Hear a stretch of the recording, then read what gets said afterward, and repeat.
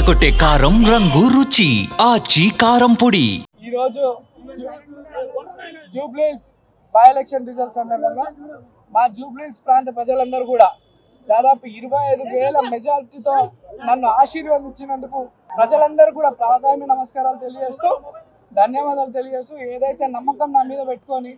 మా పిల్లోడు, మా బస్తీ పిల్లోడు, మా కొడుకు, మా తమ్ముడు మాకు అండగా ఉంటాడు, మా కష్టాల్లో నిలబడతాడు, మా సమస్యలు పరిష్కరిస్తాడని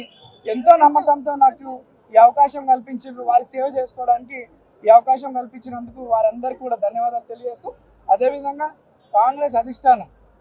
సోనియా మేడం గారు, రాహుల్ గాంధీ గారు, మల్లికార్జున ఖార్గే గారు, కేసీ వేణుగోపాల్ గారు, అలానే మా ముఖ్యమంత్రి గారు, మా ప్రియతమ నాయకులు మా అన్న రేవంత్ అన్న గారికి,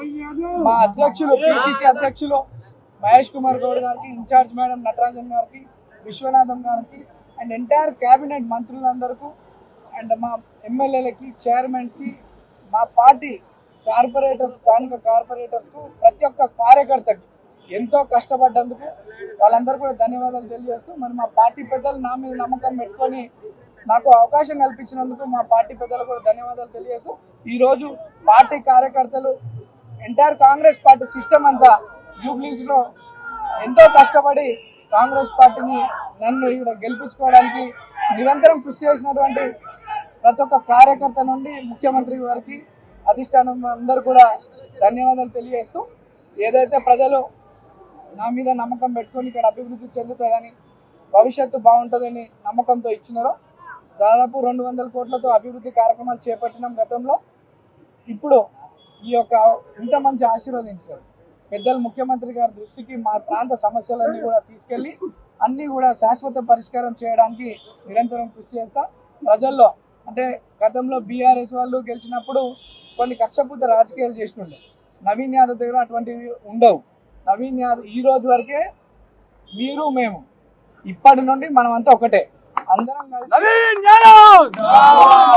కలిసి మన ప్రాంత అభివృద్ధి కొరకు కష్టపడదాం, కలిసి పని చేసుకుందాం అని చెప్పి సందర్భంగా తెలియజేస్తూ, మరి మా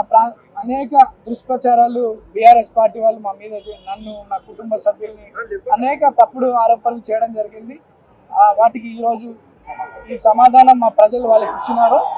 ప్రజలందరూ కూడా మరోసారి ధన్యవాదాలు తెలియజేస్తూ, అందరికీ కష్టంలో తమ్ముడుగా కొడుకుగా ఉంటానని చెప్పి తెలియజేస్తూ, డెఫినెట్లీ మా ప్రాంతంలో అన్ని స్కూల్స్, గవర్నమెంట్ స్కూల్స్ని అన్ని కూడా రెనోవేషన్ చేయించి మంచి క్వాలిటీ ఎడ్యుకేషన్తో పాటు వాళ్ళ ఫెసిలిటీస్ అందిస్తూ ఆరోగ్య పరిస్థితులు కూడా బాగుండేలా మా జూబ్లీహిల్స్ ఒక ఆరోగ్యవంత నియోజకవర్గంలో, ఒక విద్యకు సంబంధించినటువంటి నియోజకవర్గంలో కష్టపడి పనిచేస్తామని తెలియజేస్తాం.